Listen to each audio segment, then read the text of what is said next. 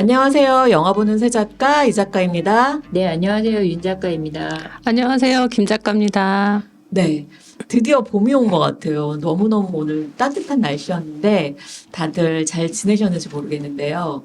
오늘 시작하기 전에 제가 당부의 말씀 하나 드리려고요. 저희 에피소드가 마음에 드셨다면 들으시고 구독과 좋아요 좀 꼭 좀 부탁드릴게요. 한마디 구독과 좋아요 부탁드립니다. 네. 그러면 오늘 메인 작품 하기 전에 세 작가가 각자 준비해온 추천작부터 시작할까 하는데요. 윤 작가님, 어떤 작품을 추천해 주시겠어요? 사실 처음에 딴 거를 준비하고 있었거든요. 네. 항상. 근데 이 영화를 너무 하고 싶었는데 지난번에도 하고 싶었는데 사실 개봉이 끝나는 것 같아서 안 하려고 했는데 개봉관이 계속 늘고 있더라고요. 아, 그래요? 네. 콘클라베. 네. 저 그 사이에 사실 한 번 해야지. 아, 한 번 더 올렸어요. 네. 극장에서? 네, 극장에서 2차 관람. 네, 2차 와. 관람 했어요. 네. 그래서 이걸 너무 소개하고 싶은데 너무 날짜가 얼마 없겠다 했더니 마침 또 일주일이 늘어나갖고 이번 주말까지 또 하는데 이런 식이면 좀 더 장기 상영을 하지 않을까라는 생각이 들어서 한 사람이라도 조금 이 영화를 극장에서 보시면 좋겠다는 생각이 들어서 추천작으로 골라왔습니다. 네. 이 콘클라베라는 뜻은 먼저 전 세계 추기경들이 모여서 새 교황을 선출하는 의식을 일컫는 그 천주교 용어거든요. 외부하고 완벽하게 차단된 공간에서 교황이 선출될 때까지 무기한 투표를 계속하거든요. 근데 이 출석한 추기경 중에 3분의 2 이상이 찬성을 해야만 이 콘클라베가 끝이 납니다. 이게 그 콘클라베가 기본 베이스고 네. 이 영화의 스토리는 심장마비로 교황이 갑자기 급사를 하는 사건이 벌어지거든요. 그래서 갑자기 생각지도 않은 콘클라베가 벌어지면서 전 세계에 있는 추기경들이 모여서 아까 말했다시피 그 완벽하게 차단된 밀폐된 공간 속에서 그 콘클라베 과정을 치르게 되는데 이게 생각지도 못한 스릴과 긴장과 그리고 수많은 사건과 다양한 인간 문상과 그리고 결정적으로 생각지도 못한 반전까지 그 안에 꽉 차 있는 영화라서 저는 굉장히 재밌게 봤거든요. 그래서 이게 굉장히 종교적인 어떤 소재라서 네. 약간 저도 이거 보기 전에는 좀 심심하거나 조금 지루하거나 이해하지 못하는 것들이 있지 않을까라고 생각했는데 이거는 약간 종교의 외피를 두른 굉장히 좀 정치적이면서 어떤 인간 본연의 욕망을 다룬 내용이 아닐까라는 생각도 들고 그리고 결정적으로 제가 영화 속에서 어떤 PC라는 주제를 쓸 때 이 영화가 가장 잘 쓴 교과서적인 어떤 모범 답안을 제시하지 않았나라는 생각이 들었거든요.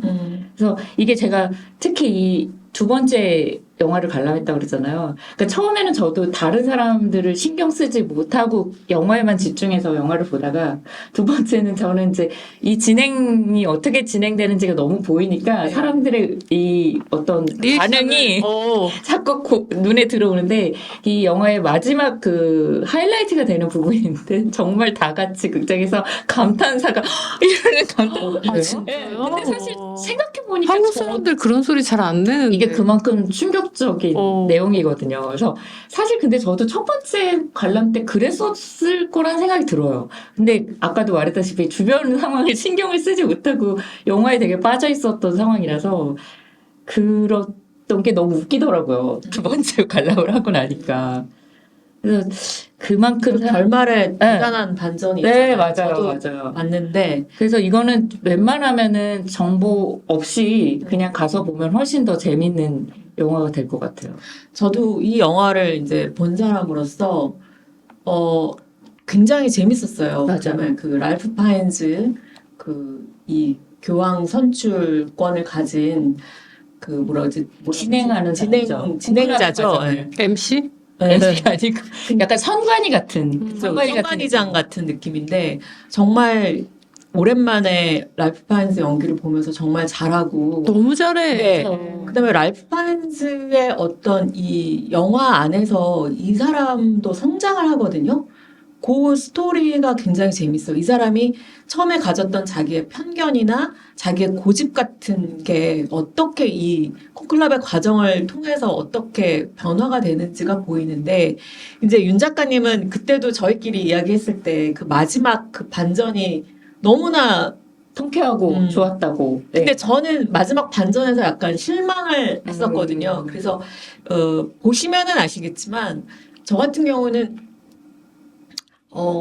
너무 이 PC주의의 어떤 너무 적나라한 한계가 이 영화에서 꼭 이렇게 막을 내렸어야만 했나 약간 이런 생각을 했었는데 또 반대로 윤 작가는 또 그 부분 굉장히 좋게 보셨기 때문에 네. 저는 오히려 이게 PC를 강요하는 것처럼 보이지도 않았고, 아, 이런 식으로 PC를 써먹을 수 있구나. 그리고 설득을 시킬 수 있구나. 라는 생각도 들고, 이게 어쨌든 종교를 소재로 했기 때문에, 네. 이게 종교적인 설득력도 있는 것 같아요. 네. 이 사람들의 변화되는 과정이나 이런 것들이, 만약에 이 사람들이 종교인이 아니라면 좀 말이 안 되는데 라는 생각이 들 수도 있는데, 아, 이게 종교인이니까 또 우리도 갖고 있는 어떤 그들에 대한 고정관념이나 그렇죠. 그런 것들 안에서 이게 이해가 충분히 되는 내용인 것 같아요. 그리고 아까 뭐 랄프 파이즈 연기도 얘기를 하셨지만 이게 그 미국 배우조합상에서 앙상블상을 받았거든요.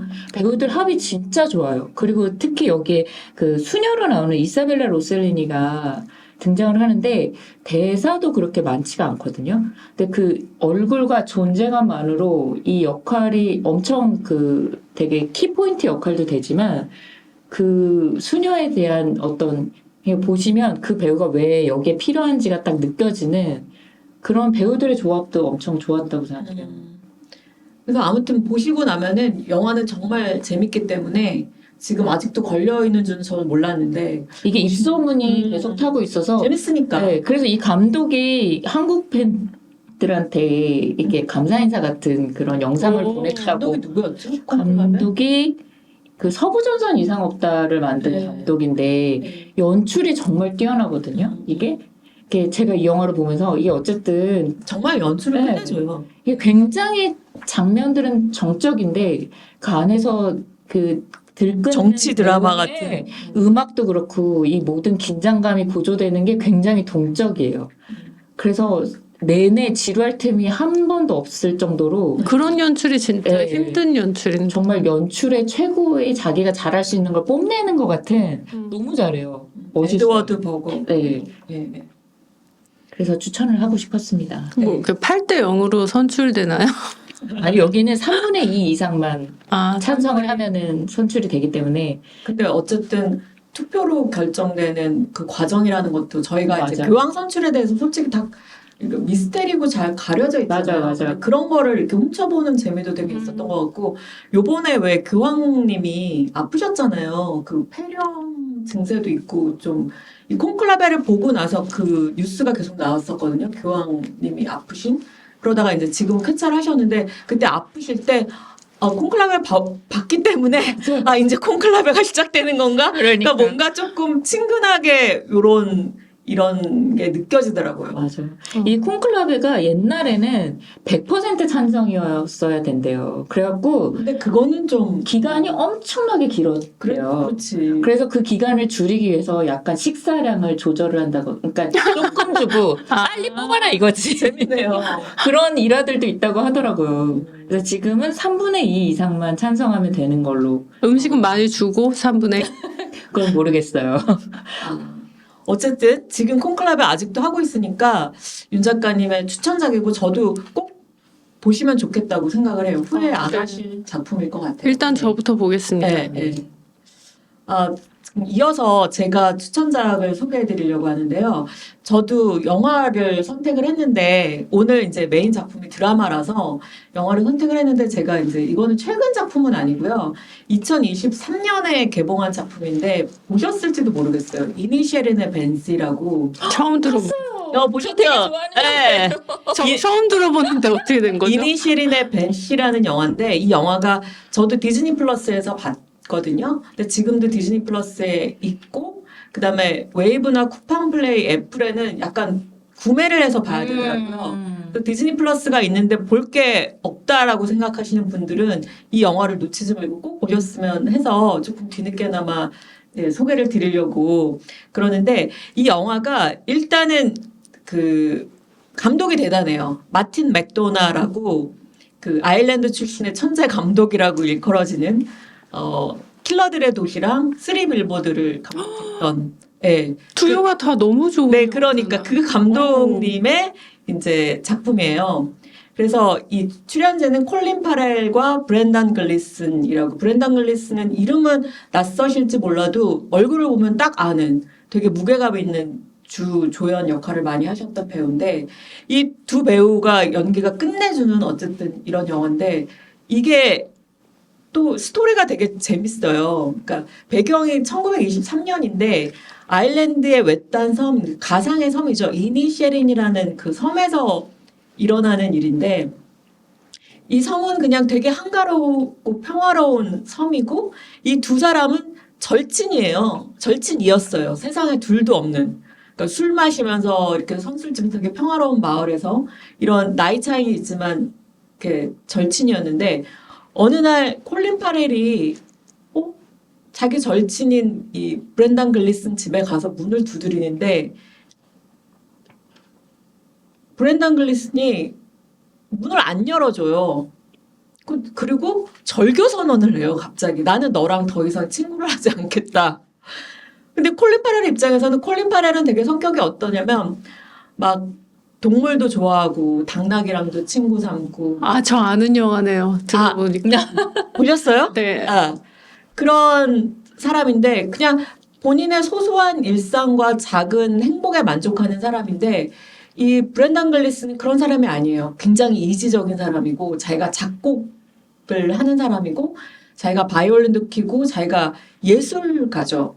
근데 이 전혀 다른 두 사람이 절친으로 지내다가 어느 날 갑자기 이 브렌단 글리슨이 절교 선언을 함으로써 이 황당해진 콜린 파렐이 정말 끝까지 따라다니면서 왜 나랑 헤어지려고 하냐, 왜 나랑 절교를 하려고 하냐. 근데 정말 영화를 보다 보면 보셨지만 아니 저렇게까지 쫓아다니면서 진짜 지겨워. 지겨워. 저렇게 알아야 돼?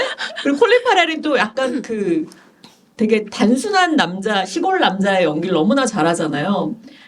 그래서 또 저 브렌단 글리스는 저렇게까지 냉정하게 쳐내야 돼? 그러니까 이게 헤어질 결심을 한 자와 헤어지지 않을 결심을 한 두 남자의 전쟁이다. 이런 말이 있는데 어쨌든 두 사람의 끝까지 가는 두 사람이 마지막에 정말 파국을 맞는 이 이야기가 정말 대단하고 어떻게 보면은 이 스토리에 되게 별게 없는데 이 연출이 정말 이거를 쫀쫀하게 끝까지 보게 하는 힘도 대단했던 그리고 이 감독이 각본을 직접 썼고 자기가 옛날에 썼던 희곡을 각색한 거더라고요. 그래서 이 영화가 뭐 영국 아카데미 작품상 뭐 각본상 그다음에 골든글러브도 작품상 각본상까지 받았고 쓰리빌보드도 골든글러브에서 각본상을 받았는데 마틴 맥도나가 각본을 되게 잘 쓴다. 그래서 얼마나 이 각본이 중요한지 맞아요. 별거 아닌 드라마를 정말 2시간 동안 정말 와, 왜 저럴까? 막 끝까지 지치면서도 계속 보게 되는 힘은 정말 각본과 연출의 힘이 대단했다라고 생각을 해서 그리고 이게 저는 지금도 완벽하게 이해는 안 되거든요. 영화의 내용이. 네.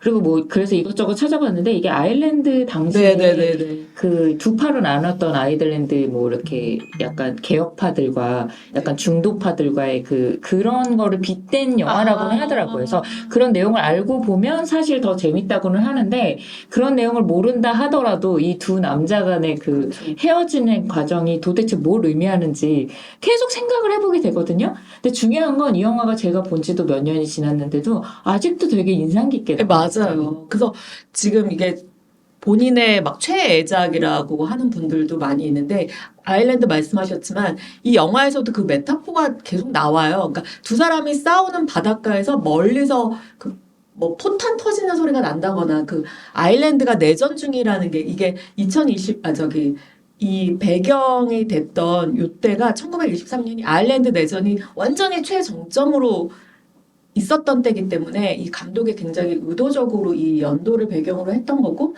그러니까 이게 뭐냐면은 아일랜드가 영국에서 독립을 하느라고 엄청나게 아일랜드인들끼리 뭉쳐서 싸웠는데 독립을 하긴 했는데 두 파로 나눠진 거예요. 완전한 독립이냐 아니면은 약간 몇 개는 영국한테 넘겨주고 좀 불완전한 독립이냐로 내전이 일어난 게 그것 때문에 싸운 거거든요.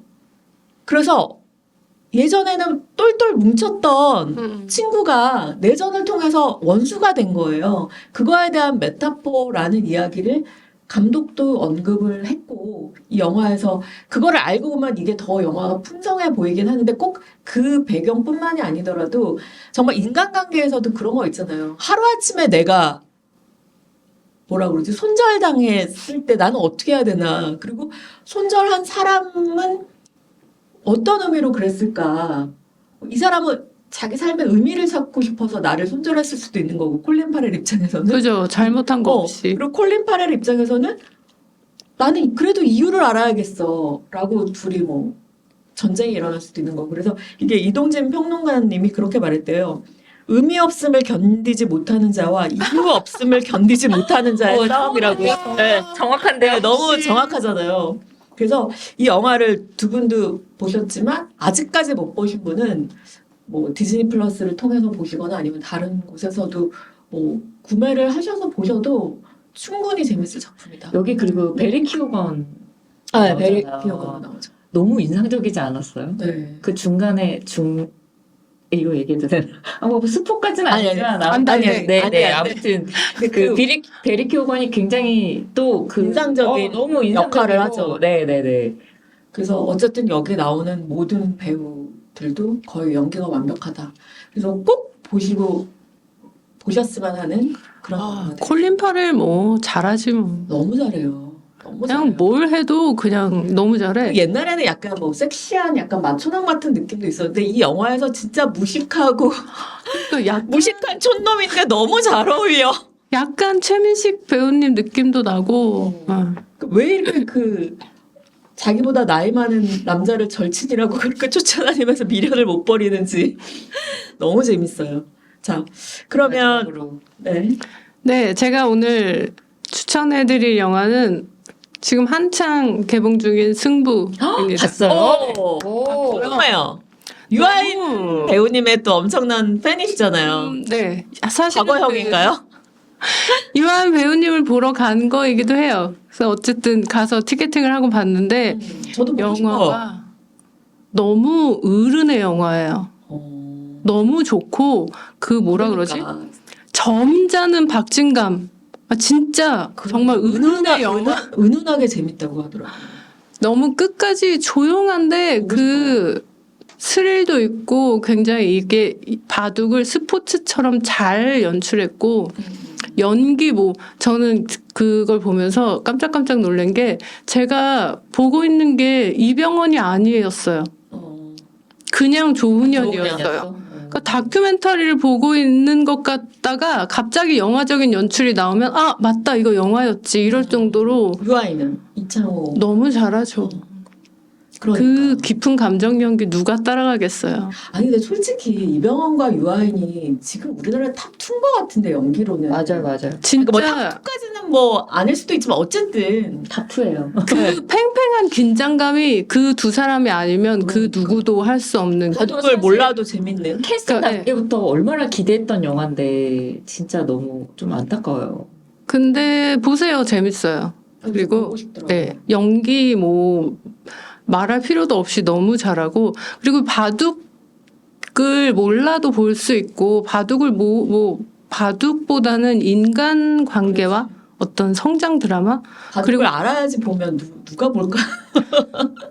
그리고 바둑 용어가 등장하지 않을 수는 없는데 약간 뭐 막 초읽기, 복기, 사활 이런 그치? 우리가 그 정도는 아니지. 들어도 알 수 있는 용어들만 나오고 그 굉장히 친절해요 영화가. 그리고 그 뭐 9단이나 3단 이런 거 사실은 그 바둑계에서는 한자로 쓰는데 영화에서는 아라비아 숫자로 특별히 관객들을 보기 한자 편하라고 모르는 사람도 많으니까. 바꿨고 그렇게 되게 친절하니까 바둑을 모른다는 걱정은 전혀 안 하셔도 되고 굉장히 참 어른이란 무엇인가 나도 저렇게 나이 들어가야지 뭐 그런 생각도 하게 되고 좋은 굉장히 부분이네요. 네.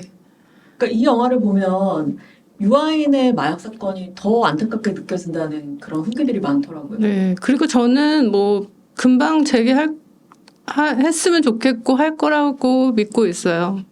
그런 말은 아니 근데 그런 말은 약간 위험할 수도 있는 것 같아요. 근데 어쨌든 이병헌 씨도 그 로맨틱 성공적 근데 정말 성공적으로 극복을 하신 것 같아요. 진짜 그 스캔들을. 사실 연기력 하나로 극복한 네, 거잖아요. 그 스캔들을 연기를 근데 그런 측면에서 조금 더 유아인은 아쉬운 것 같은데 근데 유아인은 좀 범죄가 크기 때문에 어떻게 될지는 미지수일 것 어쨌든 같아요. 아깝긴 해요 정말. 연기를 제가 이 영화를 보면서 그 연기 아무도 따라올 수 없는 그 두 사람의 연기력을 보면서 그래 그 진짜 우리 같은 제정신을 가진 사람 제정신이라고 하면 좀 그렇지만 어떤 뒤에 굉장히 깊은 어떤 그림자 같은 게 있어야 그런 연기력이 가능한 거 아닐까 그런 생각도 들면서 약간 좀 네, 그랬습니다. 안타깝지만 화이팅.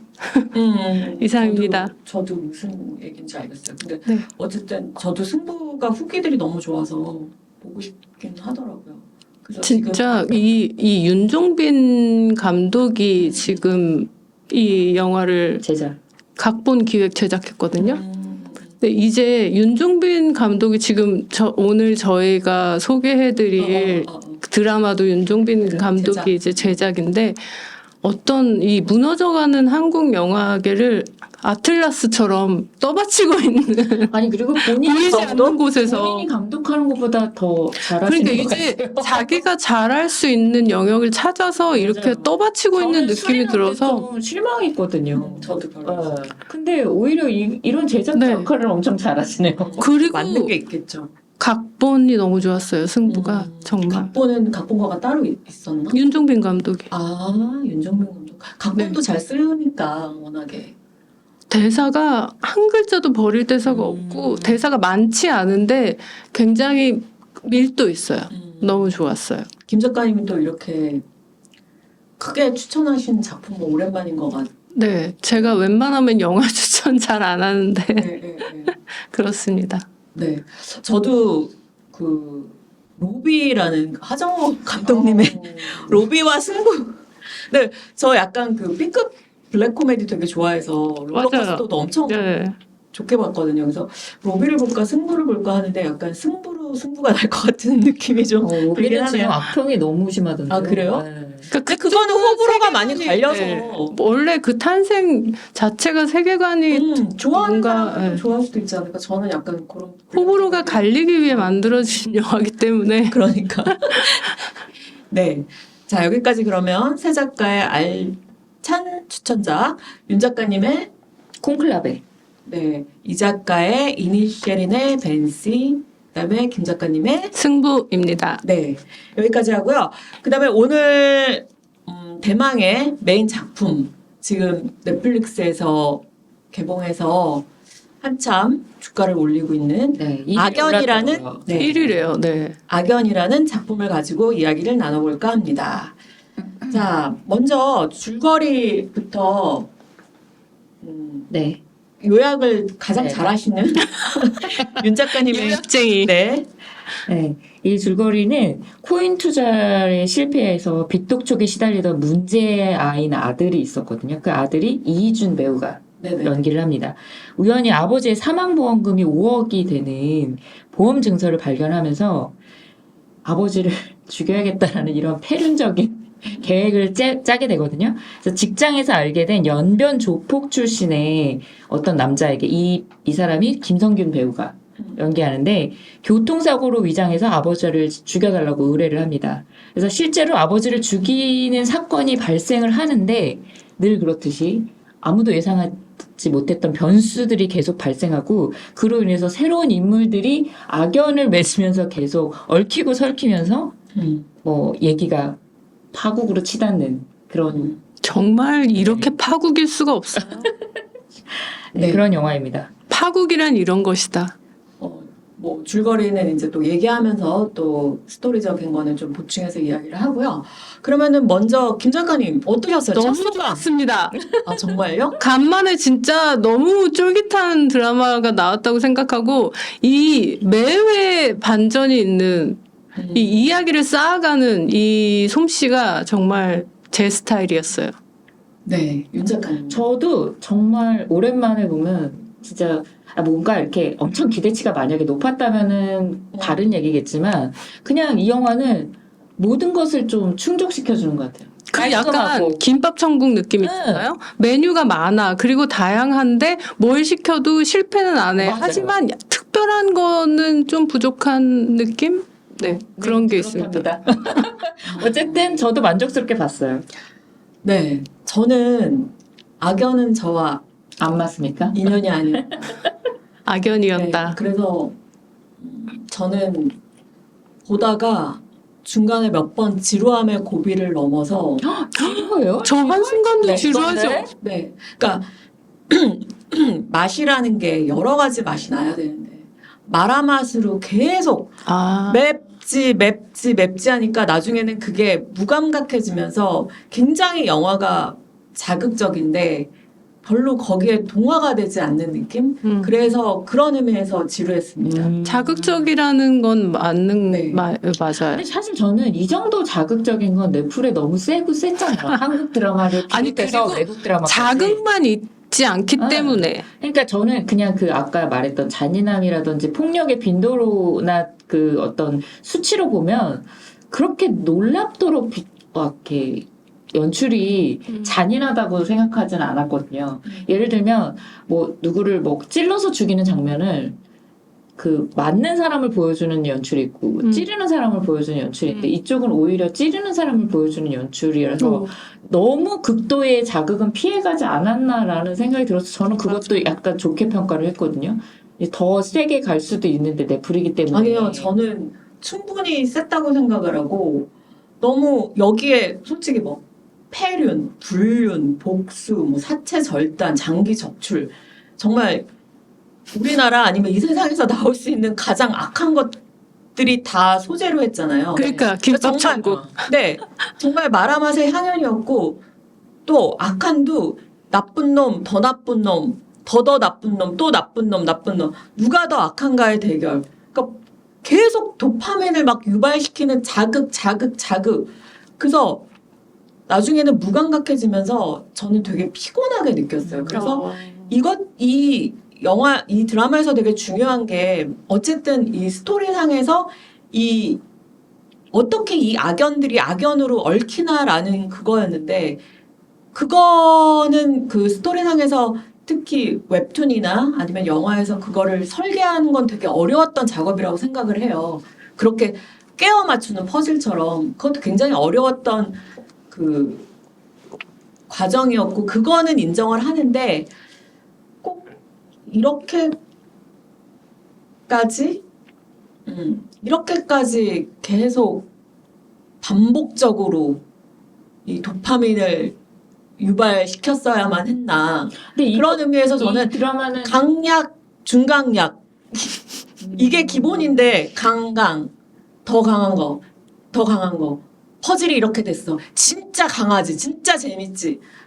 저는 그래서 재미가 없었다고 느꼈어요. 저는 더 강하고 이런 식으로 승부를 하진 않았다고 생각하거든요. 그러니까 물론 강약 조절이 안 돼 있을 수는 있으나 어떤 그 퍼즐을 끼워 맞추기 위한 어떤 그 구성도 되게 빠르고 그리고 적재적소에 있고 그리고 마지막 아까 말씀했다시피 다음 편을 너무 기대하게 만드는 반전들이 너무 깔끔하게 들어가 있고 그러니까 군더더기 없이 이런 장르물을 저는 좀 자주 봐서 그런지 모르겠는데 아까도 말씀드렸다시피 너무 극단적인 그 어떤 자극적인 폭력까지는 아니라고 생각하거든요. 이런 장르로서는. 이것보다 더 잔인한 장면들을 저는 너무 많이 봐서 그런가? 장면 아니 저도 잔인한 거 정말 많이 봤는데 장면이 잔인하기보다는 그 인간의 선택, 그 캐릭터들이 하는 그 선택, 뭐 생각, 마음 이런 것들이 그런- 잔인하다는 그럴 수는 말씀이시죠? 있는데 여기 사실 아니 두 가지 다. 다. 네. 다른 데는 뭐 예를 들면 평범한 사람이 어떤 굴레에 빠지면서 자꾸 무리수의 그 선택들을 해서 결국에 악행을 저지르고 이런 식의 구조도 많잖아요. 근데 여긴 사실 쓰레기들밖에 안 나오잖아요. 대부분의 인물들이 쓰레기라서 사실 그 사람들이 처단을 당하거나 서로 뭔가 마지막에 비극적인 최후를 맞이해도 이게 보는 사람으로서 통쾌함은 있을지언정 약간 안타깝거나 그 사람을 응원하거나 이렇게 되지는 않는 그런 효과도 있더라고요. 그러니까 조금 보는데 시청이 그나마 좀 편안한 지점이 누군가를 응원할 캐릭터가 하나도 없기 때문에 저렇게 당해도 싼 캐릭터들만 나오기 때문에 약간 보는데 죄책감이 조금 덜어지는 느낌도 있더라고요, 저는. 근데 저는 이 드라마를 재미없게 본 사람으로서 이게 웹툰 원작이잖아요. 근데 이제 웹툰으로 인기 있었던 작품은 기본적으로 스토리에 독특함이 있다. 그건 인정을 해요. 그리고 이 드라마도 스토리적으로 그렇게 이 영어 제목 카르마처럼 이 업보를 어떻게 인간이 받느냐 되게 메시지도 굉장히 선명하고 그다음에 아까도 말했지만 이런 인물들 간의 관계를 설계한 그 부분에서 굉장히 좋게 보는데 이제 웹툰이라는 게 일주일에 한 번씩 이제 공개되다 보니까 이걸 연재를 하는 거고 이 독자들을 끌어모으기 위해서 웹툰 기반의 작품들이 보면 웹툰들이 좀 자극적인 요소가 아무래도 많다. 아무래도 많고 저는 근데 이 원작을 못 봤기 때문에 거기에 대해서 평가하기는 힘들지만 어쨌든 웹툰의 특성이 그런 강박이 좀 있지 않는가. 좀 자극적인 것들을 해서 계속 궁금증을 일으켜야지 다음 편을 볼 테니까. 그런 강박이 솔직히 이 드라마에서도 보였는데 저는 문제는 연출인 것 같아요. 이 원작이나 이런 게 아니라 이 연출에서 이 연출자만의 뭔가 그 시그니처, 독특함이 있었는가.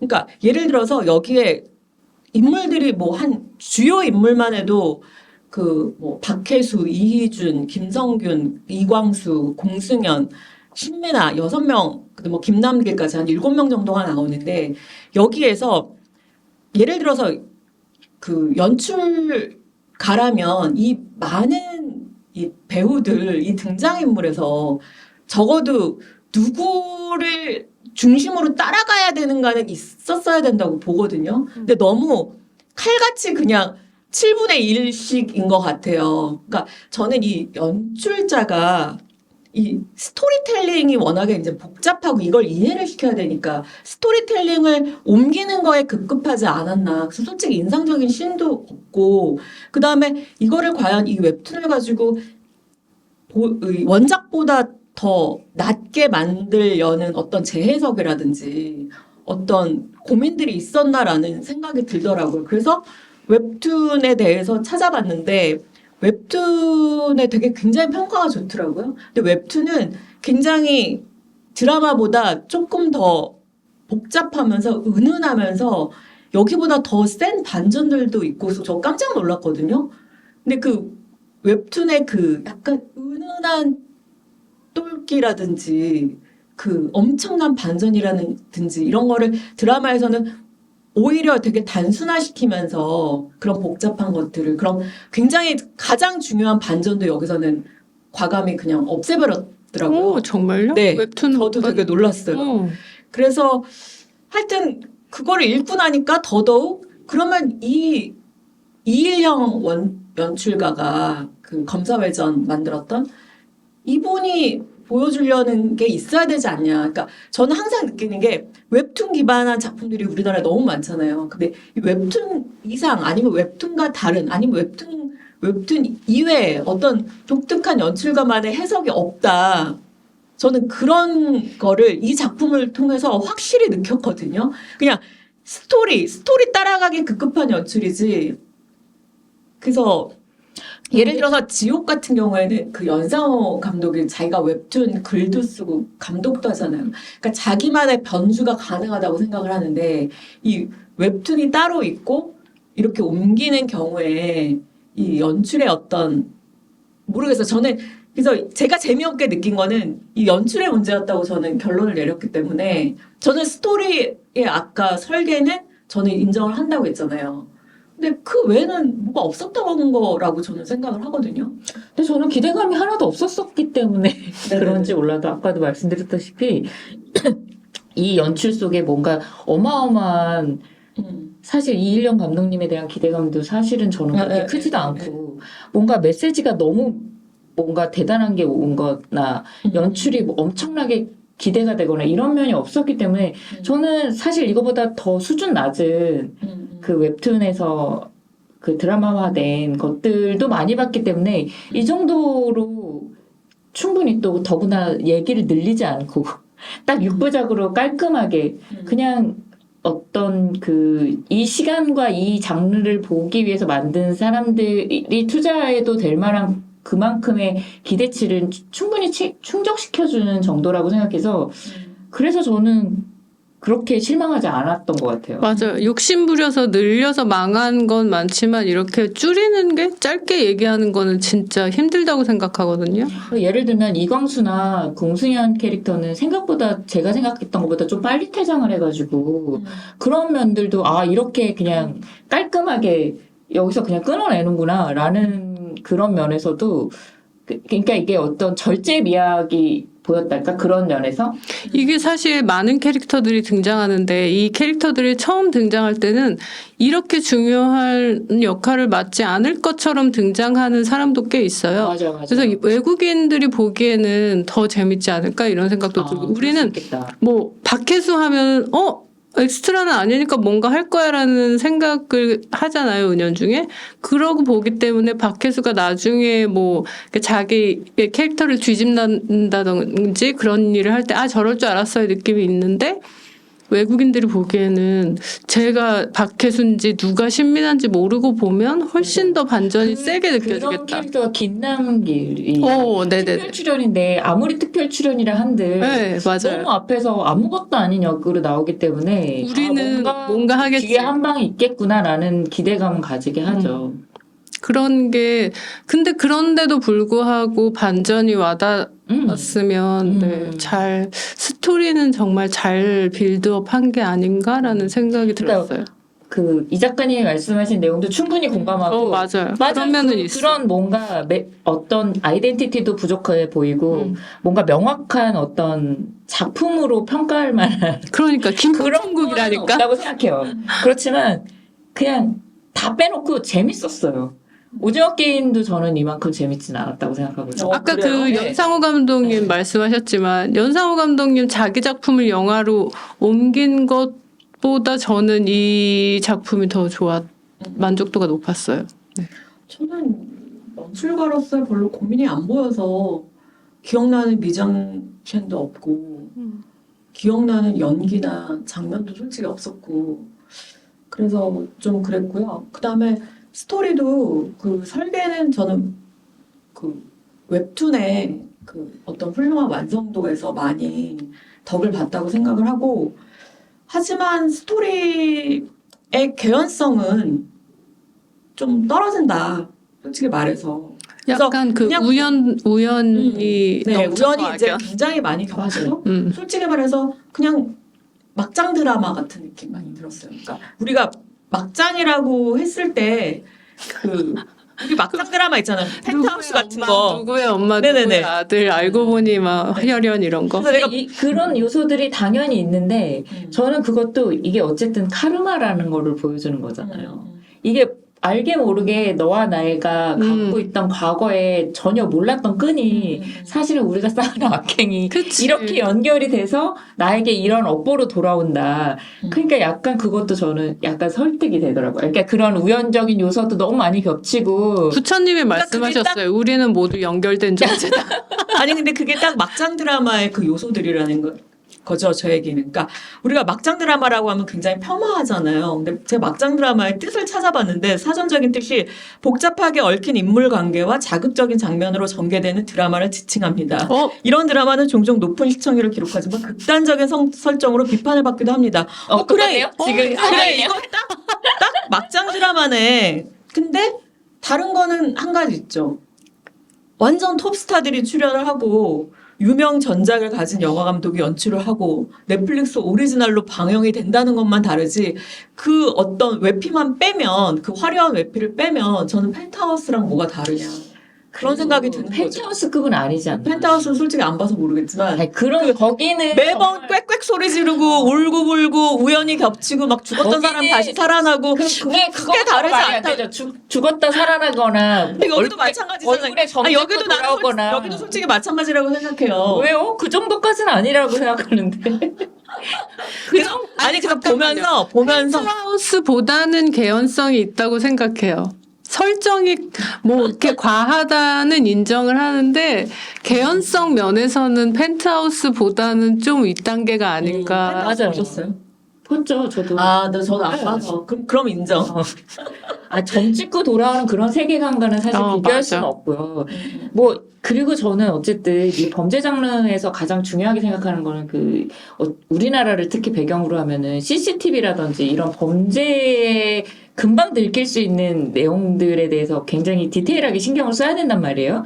그래서 사실 지난번에 했던 계시록도 이게 무슨 뭐 비가 엄청나게 내려서 증거가 다 사라졌다는 둥, CCTV가 계속 고장이 나서 볼 수가 없었다는데 이런 설정을 자꾸 넣어주긴 하지만 그게 자꾸 반복되니까 조금 좀 이게 말이 돼? 이런 생각이 들었는데 여기는 되게 적절하게 CCTV를 활용해야 될 때는 활용하고 그리고 CCTV가 없는 골목에서 사건이 벌어지는 거를 일부러 의도를 하고 그런 설정들을 계속 그 설득력 있게 어쨌든 이거는 이건 진짜 말이 안 되는데 같은 장면은 없었던 것 같아요. 제가 보기에는. 그래서 네. 보는데 그렇게 불편한 지점이 없었어요. 그런 면에서. 저도 사실 그 영화의 세계관을 벗어나는 개연성 없는 이야기에는 몰입을 하지 못하는 편이거든요. 근데 꽤 몰입이 됐고 그렇게 구멍은 없었다고 생각해요. 저는 웹툰 기반의 넷플릭스 오리지널이 되게 많잖아요. 근데 되게 어떻게 보면 쉽게 가려는 게 있어요. 솔직히 웹툰의 팔로워들을 이미 확보한 상태에서 출발하는 거기 때문에. 근데 웹툰의 문제를 얘기하려는 게 아니라 넷플릭스 오리지널에서 자꾸 어디서 본 듯한 아니면 봤던 거 아니면 더 센 거 더 자극적인 거 이런 것들이 너무 넷플릭스 오리지널이라는 미명하에 판을 치지 않는가라는 생각도 맞아요. 들고 솔직히 우리가 그런 거 있잖아요. 원작 소설이 있는 작품 같은 경우에 보면 이게 소설 기반이라서 이렇게 탄탄하구나. 약간 이런 거 있잖아요. 근데 그러니까 그런 작품들도 만나고 싶다는 거죠. 웹툰이 문제라는 게 아니라 웹툰 기반에서 또 막 기발한 이런 상상력을 자극하는 작품들도 있지만 또 다른 한편으로는 특히 한국 작품들에 이제 국한을 시켜서 말씀을 드리면 워낙 하여튼 그래야지 여러 가지 다양한 작품들이 관객들의 사랑을 받지 않을까 하는 지점에서 왜냐면 계시록도 실망스러웠고 저는 이 작품도 실망스러웠는데 그 지점이 비슷하다고 생각을 해서 자꾸 말씀을 드리는 게 있는 것 같아요. 그래서 조금 쉽게 가려는 거 계속 답습하는 거는 좀 이제 저는 좀 지겹다, 좀 피곤하다는 느낌이 들어서. 근데 저도 이거 후기를 찾아봤는데 재밌다는 말들이 엄청 많더라고요. 그래서 저처럼 재미없게 본 사람은 없는 것 같아서 저는 말하기가 좀 오늘 힘들기도 했는데 저같이 본 사람도 있다라는 거를 좀 말씀드리고 싶어요. 근데 아까 말한 대로 저도 이거를 막 보다가 포기한다? 그러지 않고 끝까지 그래도 거의 한 큐에 봤던 거는 나름의 이 드라마에는 서스펜스가 있고 그게 잘 구축이 돼 있다. 그거 굉장한 장점이라고 생각을 하고 장점이 없다는 건 저도 아닙니다. 그래서 그 서스펜스를 그만큼 예측하기 힘들게 구축하는 것도 엄청 힘들다는 걸 알기 때문에 두 분은 그런 부분에서 또 굉장히 점수를 많이 준 것도 있고, 그다음에 메시지가 굉장히 명확해서 그것도 전 좋았어요. 오히려. 저는 또 다른 장점이 워낙 잘하는 건 알았지만 박혜수 배우가 너무 여기서 약간 만난 것처럼 매력 덩어리. 네.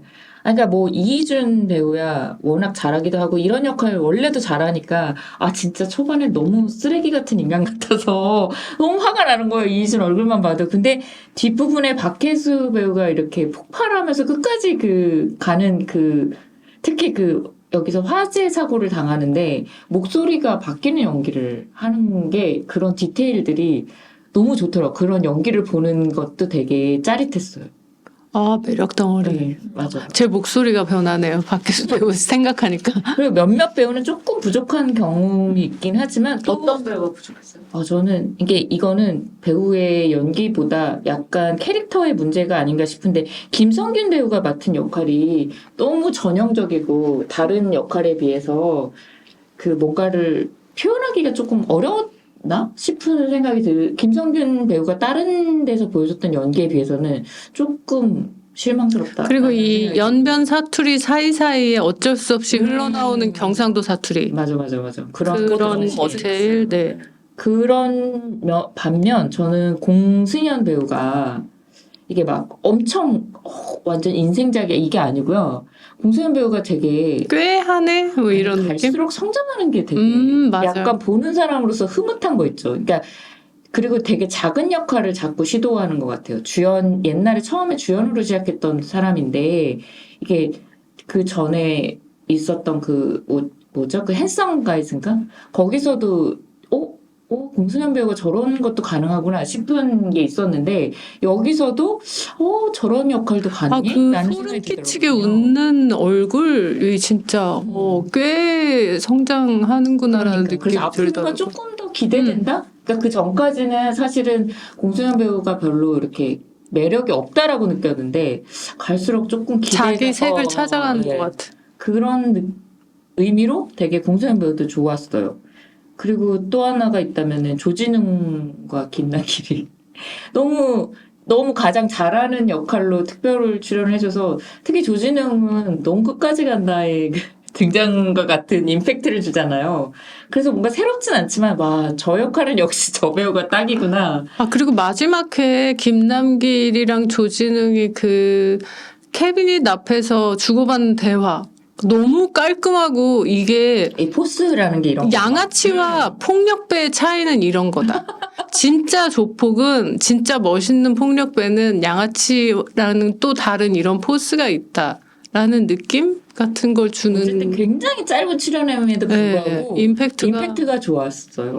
이 모든 대화를 별로 아닌 것 같다는 표정으로 듣고 계신 이 작가님. 저는 배우들의 연기도 별로였나요? 저는 일단은 여기 나오는 배우들이 다 너무 훌륭하다는 건 진짜 전제로 하고 이게 빈말이 아니라 다 이미 뭐 이름도 뭐 엄청나게 알려지고 스타 배우들이고 다 기본 이상 잘하고 그거를 전제로 하고 나서 말씀을 드리고 싶은데 그러니까 악당 역이라는 거 있잖아요. 악당.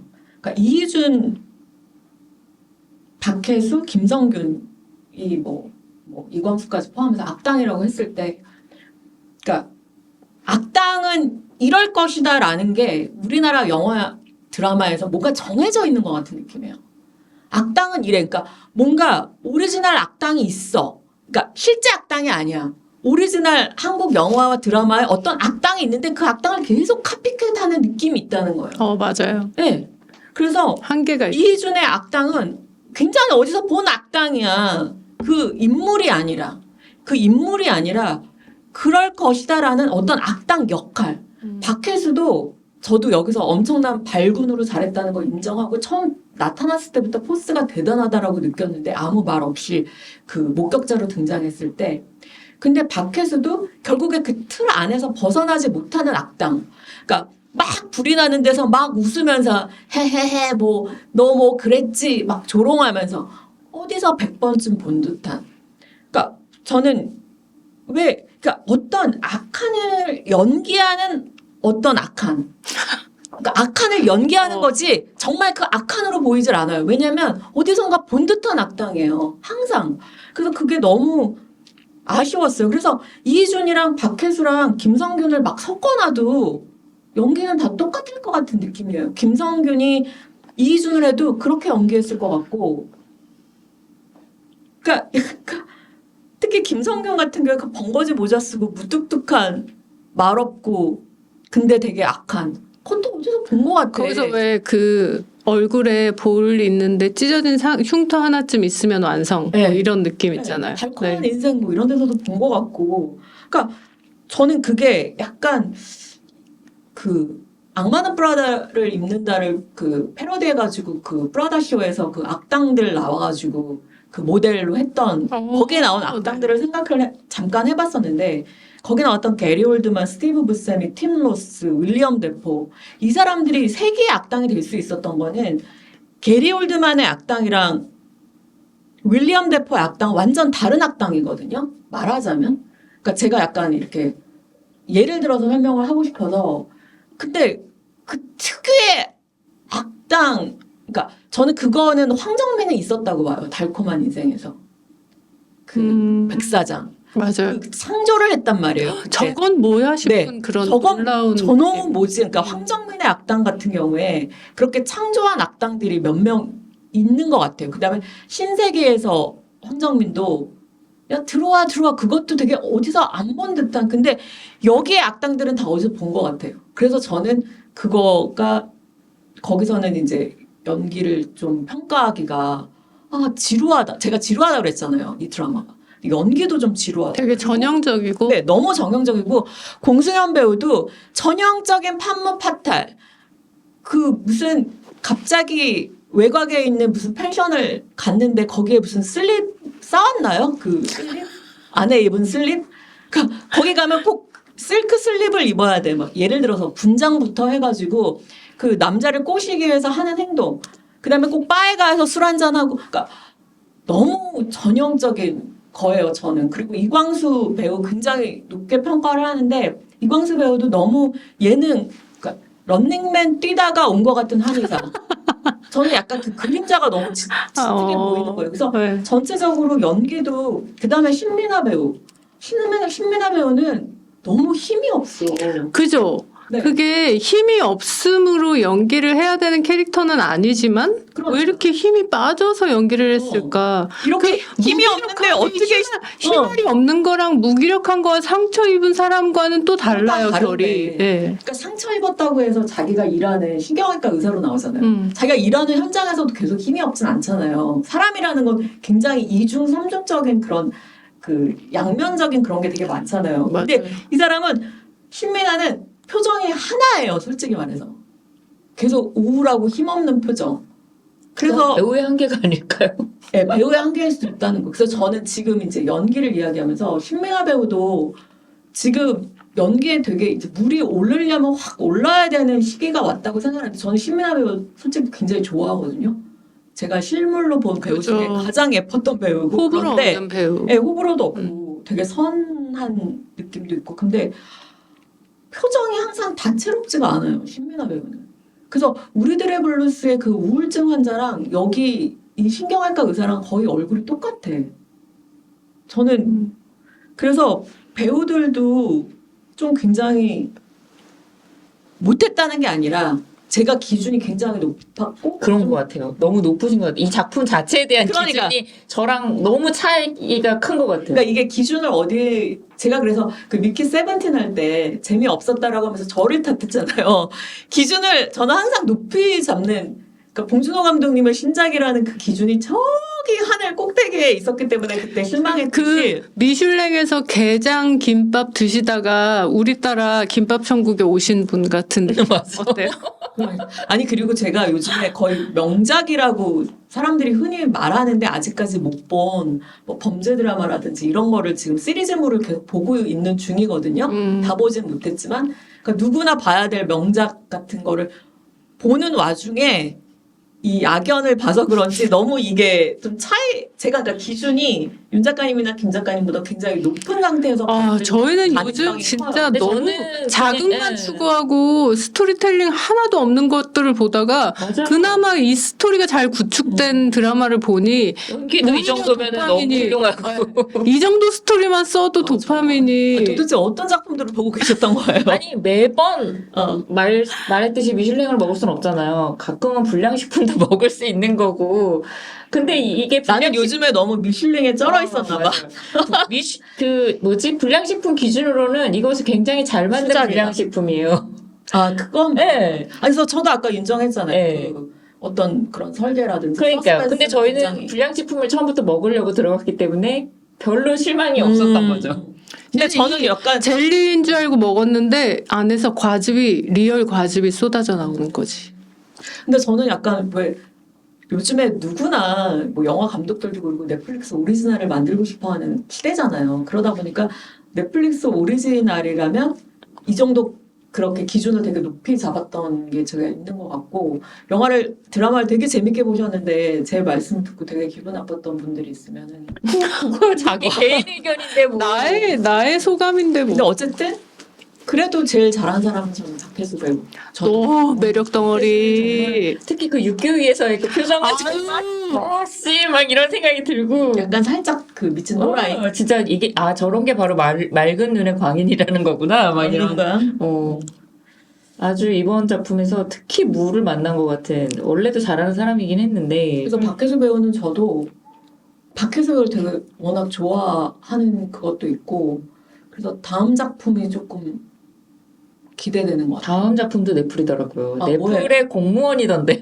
넷플 공무원으로 유명하잖아요. 맞아요. 그래서 예전에 솔직히 양자물리학이라는 영화에서 처음 뵀는데 그때도 그냥 네, 막 뛰어요. 그렇게 막 주연급이고 막 꽃미남이고 같은 분은 아니잖아요, 솔직히. 근데 너무너무 그냥 아저씨 같은데 너무 연기를 잘하고 막 포스가 막 흘러 그러니까 넘치는 거야. 잘하는 사람은 눈에 그렇게 네. 띄는 것 같아. 그 기세와 에너지 이런 것들이 막 그때 처음 뵀는데 "헉, 저분은 뭐지? 그러니까 이랬던- 옛날에 왜 김윤석 배우가 그 아침 드라마에 맞아요. 잡죠 그거. 맨날. 네, 그걸로 완전히 그냥 평범한 아저씨로 나오는데 그런- 아저씨가 아닌 느낌이. 그러니까 그런 배우들은 어디에 있어도 눈에 띄는 그건 있는 것 같아요. 그래서 박혜수 배우도 전 옥겜에서도 솔직히 이정재 배우보다 더 그죠. 이렇게 맞아요. 내공이 뭔가 느껴지는? 네. 정리를 해볼까요? 네. 아무튼 그래서 오늘 조금 악연을 재밌게 본 분들과 아닌 저 같은 사람이랑 이제 있어서 조금 더 활발하게 얘기를 했던 것 같은데 그러면은 뭐 정리 차원에서 평점을 한번 줘볼까요? 네, 5점 평점. 만점에? 네, 5점 만점에. 아까도 말했듯이 훌륭한 작품은 아닙니다. 그렇지만 매우 만족스러운 작품이기 때문에 저는 추천을 하고 싶은 마음에 3점. 네. 훌륭하진 않는데 재밌다는 생각이 들어서 저는 4? 매우 만족입니다. 근데 훌륭한 굉장히 작품은 높은데요? 그 막장 드라마 까라의 어떤 훌륭한 작품은 아니기 때문에 그래도 하나 뺐는데 재미 면과 스토리의 빌드업 면에서는 진짜 5점이라고 생각해요. 만점이라고. 저는 저도 킬링 타임용으로는 완전 강추. 손색이 없네. 네. 근데 이제 작품성이나 완성도는 보통이나 보통 이하라고 생각을 해서 2.5점 드리겠습니다. 네. 그리고 저는 오히려 이 웹툰을 그린 작가가 최희선 작가님인데 이분 작품이 약간 요런 색깔의 작품들이 꽤 많대요. 되게 인기 있었던 그래서 저 웹툰을 잘 보지는 않는데 이 작가님 작품을 보고 싶다는 생각이 오히려 이분 후기도 읽어봤거든요. 악연을 다 그리고 나서. 근데 굉장히 이렇게 느낌이 되게 좋더라고요. 이 작가님에 대한. 그래서 한번 웹툰이 궁금한 거는 약간 처음이었던 것 같아요. 한번 이분을 저도 그 웹툰 오리지널 각본을 쓰는 게 엄청 어려운 일이잖아요. 정말 대단한. 웹툰상에 더 대단한 반전이 있다고 하니까 진짜 궁금해요. 그거는 제가 스포일이 될까봐 말씀 안 드렸는데 진짜 대단하더라고요. 그 반전이. 근데 너무 드라마에서는 복잡할까봐 그거 그렇게 안 했던 것 같아요. 네, 네. 자, 그러면 오늘 여기까지 영화 보는 새 작가 이야기를 해봤습니다. 구독과 좋아요 꾹 눌러주시고요. 자, 여러분 건강하고 행복하세요. 다음에 만나요. 안녕.